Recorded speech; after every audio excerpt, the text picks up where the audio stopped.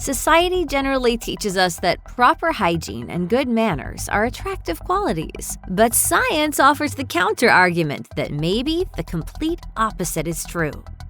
Manspreading is nature's way of telling the world that you value space and air for your sweaty self more than you value protecting other people from your pungent odor. This behavior certainly forces others to deal with the unedifying spectacle of your seat-dominating existence, but it might just be the key to netting your dream date. As reported by The Guardian, evolutionary scientists have long known that open postures imply both openness and dominance. On the flip side, closed postures imply that you're either closed off or collapsing into an internal black hole. Researchers at the University of California, Berkeley decided to test if adopting an open posture would translate into dating success. So they created fake Tinder-style profiles of 3 men and 3 women in both open and closed postures. The images of men sitting with their legs wide got a lot more romantic interest. The open women also got a bit more interest than their closed counterparts, though the difference wasn't as pronounced as it was with the men. A separate study at a live speed dating event ended up with similar results. That's unnatural. That's not right. No, that's the way it should be, and it's much, much better. The greatest contribution hipsters made to male grooming was the option of chucking away the razor and turning yourself into an urban lumberjack. But this cultural craving for wizardly facial hair hasn't exactly improved men's chances of getting a date. According to a 2013 study published in Evolution and Human Behavior, women think men with full beards look like excellent dads, but less than excellent one-night stands. The optimum level of hairiness for attracting females is an amount of stubble associated with forgetting to shave. A University of New South Wales study asked men and women to rate pictures of men with varying degrees of facial hair, according to healthiness, attractiveness, manliness, and how great they would be as dads. While both men and women identified the hairy guys as the manliest of all, they were divided on attractiveness. Men preferred those with the biggest beards, while women went for the ones with heavy stubble. Those who were either clean-shaven or had light stubble, meanwhile, ranked poorly on just about everything. If there's one unattractive thing guaranteed to make you feel like you've accidentally gone on a date with Grandpa Simpson, it's spending time with someone whose breath reeks of raw garlic. But science seems to think differently. One 2016 study published in the journal Appetite fed 3 sets of male subjects either a small amount of raw garlic, a large amount of raw garlic, or garlic powder capsules. The garlic-eating men were then required to wear pads collecting their odor for 12 hours. Afterward, 82 women got to sniff those pads and rate each one for qualities like masculinity, pleasantness, and attractiveness. Shockingly enough, the women revealed that they found the heavy garlic eaters to be the most attractive of all. Interestingly, there was no difference in perceived attractiveness of raw garlic and powdered garlic eaters, except that those who ate raw garlic were ranked as also having a pleasant odor. Presumably any subsequent attempts at kissing quickly dispelled these impressions, though. Want to split a basket of garlic bread? Slow down, you hussy! On a list of things most people look for in a potential date, dressing like a slob probably ranks somewhere in the Mariana Trench. But several studies have shown that women wearing old sweaty shirts appear more attractive to men, and vice versa. In most cases, the studies were designed in a way that sounds fundamentally gross. People were asked to wear their clothes for longer than usual. After a couple of days of walking around and allowing their natural scents to percolate the fabric, they then handed their stuffy garments to members of the opposite sex. After a great deal of sniffing, they were declared attractive. This all comes with a caveat though. If you're female, men are only going to find your natural musk attractive if you're ovulating and not on the birth control pill. If you're a male, women will like what they're sniffing only if you've been eating the right kind of foods, which are fruits and vegetables with no refined carbohydrates. The study didn't mention whether that seductive sweat aroma mitigated the effects of the inevitable gaseous consequences of that type of diet. Eat your vegetables. If you always behave appropriately, you'll probably be able to sleep better. But if you indulge your dark side, you'll probably have a lot more fun when you're awake.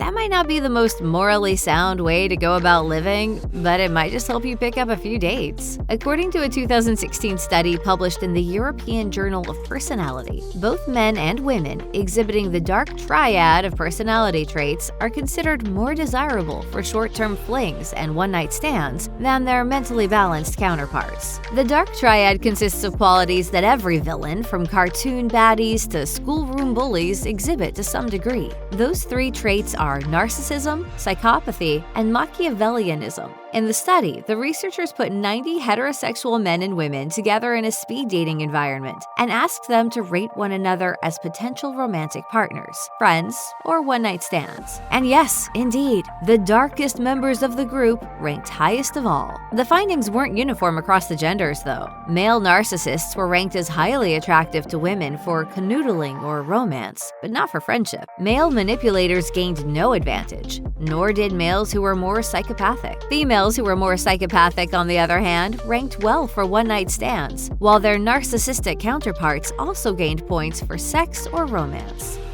A golden rule of dating is that you probably shouldn't start the evening by insulting your date as much as possible. Of course, though, rules were always made to be broken, and the science apparently backs that wisdom up. A 2013 University of West Georgia study concluded that, far from sending your potential mate running for the hills, throwing a few insults at them might actually be the best way to get them into bed. Now, you shouldn't take this as carte blanche to start waxing lyrical on the stupidity of your dinner partners. Rather, the study suggests that insults that fell under the banner of teasing allowed intimacy to develop, which often led to flirting. Furthermore, breaking the rules of good taste seemed to give dates a boost. While most people in the study would resist sexual innuendo or inappropriate conversation topics at first, their defenses would slowly break down until they found themselves joining in and feeling closer to their dates as a result. The two types of rudeness that seemed to work best were the kind directed at your date and the kind that's directed as a stranger. The second one kind of makes sense, as human beings have been gossiping since the dawn of humanity. But as for insulting your own date, you'd think that would be the quickest way to get a fake number and maybe even a punch to the groin. But of course, romance isn't always so logical. How rude!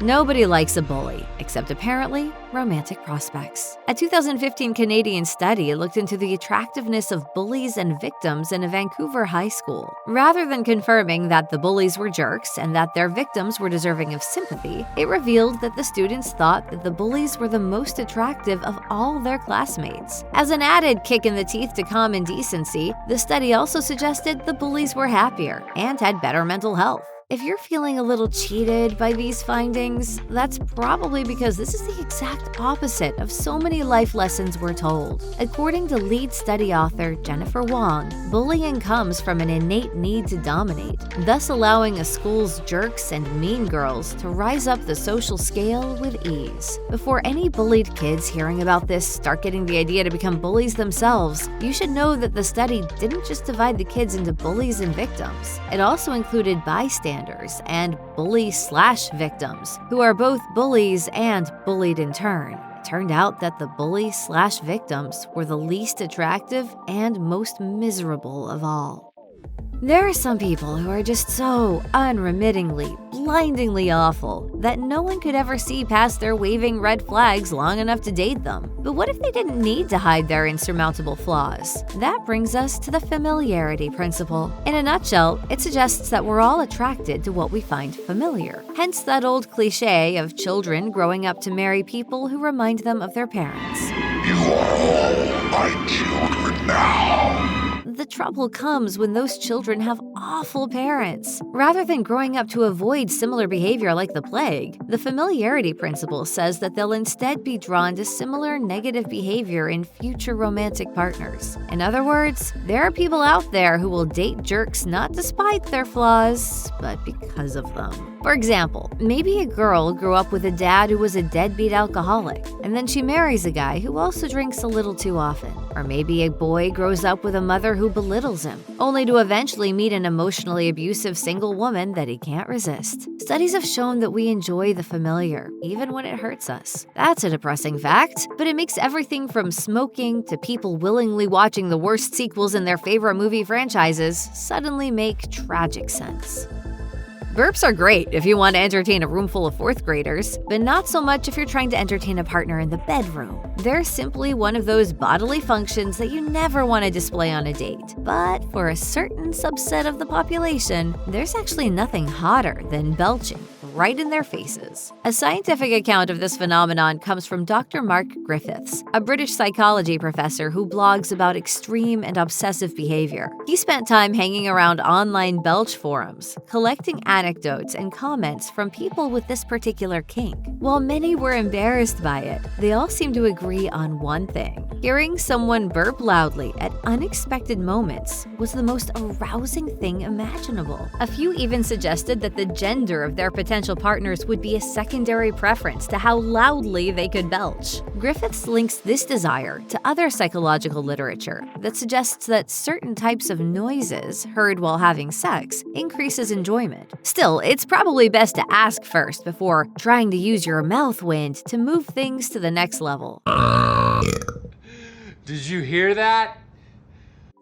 This last one won't actually help you with getting a date, but if you've already crossed over the dating threshold and into the early days of a committed relationship, you should know that a little bit of flatulence may actually be the perfect way to take things to the next level. As it turns out, letting one rip in front of your significant other could actually wind up increasing intimacy between the two of you. On its own, a fart is certainly unattractive, but of course, we all do it, as it's a natural and even healthy bodily function. When you get in a long-term commitment with someone, you're pretty much guaranteeing that your partner will witness you at your least pleasant. They'll see you get sick and vomit. They'll probably walk into the bathroom while you're using the toilet. And they'll undoubtedly hear and smell your toxic emissions. But if they're a keeper, they'll be waiting to toot right in front of you as well. So finally, farting in front of each other is basically the olfactory equivalent of saying, "I love you," for the first time. As former clinical therapist Robert Huizenga writes on his marriage blog, letting one fly shows that you're both human. Thus, it allows you to move on from your dating roles and into the messy details of a real relationship. So there you have it. Being gross can get you laid, and being even grosser can turn that one-night stand into a happy marriage.